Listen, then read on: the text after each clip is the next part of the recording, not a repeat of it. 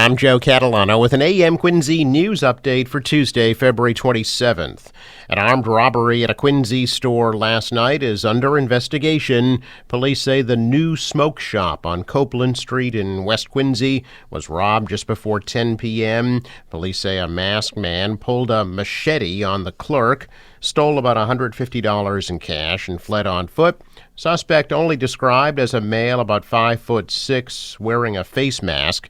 He reportedly pulled a machete out of his pants, demanded money from the clerk, and then fled with the cash on foot. The clerk was not hurt. The suspect got away. A juvenile is expected to recover after he was stabbed in the neck during a fight at the Quincy Center T station. T police say the physical altercation, which strictly involved juveniles, happened at about 7:25 last night at the Quincy Center T station. A juvenile suffered a non-life-threatening stab wound to the neck during the fight.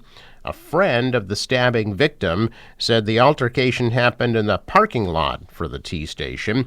The officials say responding officers have detained 4 juveniles who were alleged to have been involved in the fight.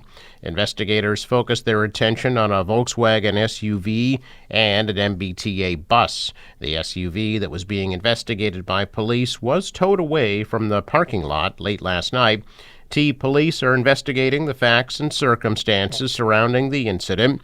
Shortly after 7:45 last night, the T shared on social media that Red Line riders should expect delays of about 20 minutes due to the police activity in Quincy Center. The T then announced shortly after 8:55 last night that those delays had cleared. The second-degree murder trial for Karen Reed has been pushed back more than a month, although her defense team is seeking even more time to go over newly received documents. Reed is accused of killing her boyfriend, Boston police officer John O'Keefe, in 2022. Both the prosecution and the defense have asked the judge to delay the start of the trial, which had been scheduled to start on March 12th, until the judge announced the new date at a hearing yesterday. A jury trial will now begin on April 16th. Police set up barricades and yellow caution tape outside the courthouse in Dedham in an attempt to contain more than 100 Karen Reed supporters who cheered as she arrived, including the controversial blogger known as Turtle Boy. The hearing, which only lasted about 15 minutes, was held at Norfolk Superior Court in Dedham. The defense previously filed a motion to dismiss the charges. Reed's attorneys additionally had filed a motion to sanction and disqualify the Norfolk County DA's office from the case over what they argue was prosecutorial misconduct. Both sides last Friday received over 3,000 pages of documents from the U.S. Attorney's Office about their investigation into the case. Defense attorney Alan Jackson said the new information appears to be exculpatory, while the prosecution said it was about 90% consistent with what was already known. After the judge set a March 6 deadline to file any supplemental motions in the request to dismiss the case and disqualify the prosecution, Jackson said there's no possible way his team could get through the documents by then.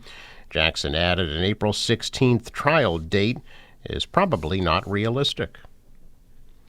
Governor Healy ripping into the financially embattled Steward healthcare system yesterday, saying the company's financial woes are of its own making, and added that the state still working toward what she called an orderly transition away from the company. She said state monitors are on the ground, keeping an eye on the 9 healthcare facilities operated by the Steward, including hospitals in some of the state's poorer communities. The governor also said she's demanded Steward guarantee safe staffing levels, cooperate with monitors from the State Department of Public Health, and provide additional financial information. Spokesperson for Steward said the company has provided state officials with audited financial statements through 2021, but does not have audited statements yet for 2022 and will turn them over as soon as they're completed. Healy last week demanded that Steward Healthcare CEO Ralph De La Torre produce financial records to the state that are required of other healthcare systems. Healy said the financial information that was turned over to the state fell short and hadn't been audited. She describes Stewart as a house of cards and a charade that has put patients and providers and the stability of the health market at risk. Democratic House Speaker Rahm Mariano says Stewart has been less than forthcoming about their financial situation for more than a decade. Asked if there is a chance of a criminal investigation or criminal charges, Mariano said, quote, "There's always a chance." The governor says she's hoping to move forward on a proposed shelter in an office building in the Fort Point section of Boston. The building on Farnsworth Street has 10,000 square feet of available space, currently serving as the headquarters for the Unitarian Universalist Association. Earlier this month, the governor's office said that the United Way of Massachusetts was considering the Farnsworth Street building as a safety net site. The Fort Point Neighborhood Association had also revealed Boston officials approached its members about the building on February 7th. The search for additional safety net sites started earlier this month as the temporary shelter at the Melnia Cass Recreation Complex in Roxbury neared its 400-person capacity just days after it opened. Healy said the Fort Point site would be funded by the state and the United Way. Spokesperson for the United Way said the organization and the state are working with local officials to evaluate the viability of a safety net shelter inside the Farnsworth Street building. The United Way said the parties are looking to finalize details about the site and then share them with neighborhood residents as soon as this evening. The governor has quashed a proposal to bring in the National Guard to help curb a spate of violence at Brockton High School. But Governor Healy is offering support of another kind after 4 Brockton School Committee members requested she call in the soldiers to serve as hall monitors and substitute teachers. Her comments came as members of the community rallied to support the students. Videos have shown fights breaking out at the school, while the district also faces an $18 million deficit. Healy said she didn't think it would be appropriate to bring in the National Guard, but said the state would provide a grant to pay for a public safety audit to ensure resources are in the right places. Brockton Mayor Robert Sullivan agrees. He and the district superintendent will deliver a safety plan to the school committee tonight.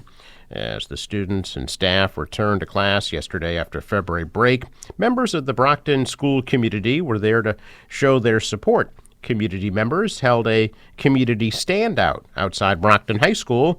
Organizers encouraged people to come with signs of support to encourage students and let them know the community is there for them. Busy spring is beginning to take shape on Beacon Hill. State lawmakers met yesterday to outline their priorities before the calendar shifts over to March. Questions quickly centered on budget talks, specifically a $700 million surplus fund to shore up the state's migrant shelter system.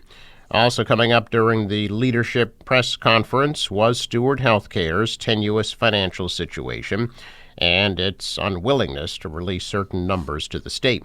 While that situation plays out, the House and Senate are working through a series of bills, including for firearms reform and an effort to update sex education classes in schools to be more inclusive.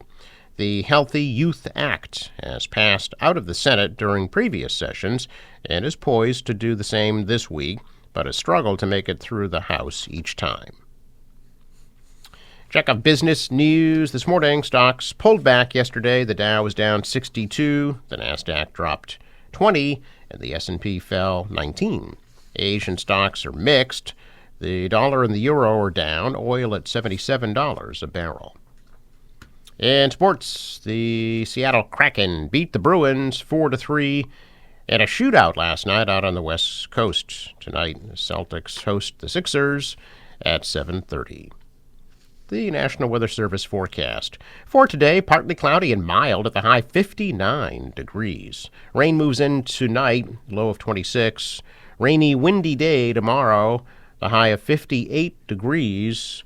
For Thursday, partly cloudy, windy, and colder. The high starting out in the 50s but dropping off into the 30s. Friday, sunny and a high of 46. For the boater today, waves a couple of feet. A southeast wind 5 to 10, gusting to 20 knots later today, and a high tide at 1:11 p.m. Sunrise 6:23, sets 5:30. A traffic note, the Four River Bridge scheduled to open at 11:30 this morning. I'm Joe Catalano with an AM Quincy news update for Tuesday, February 27th.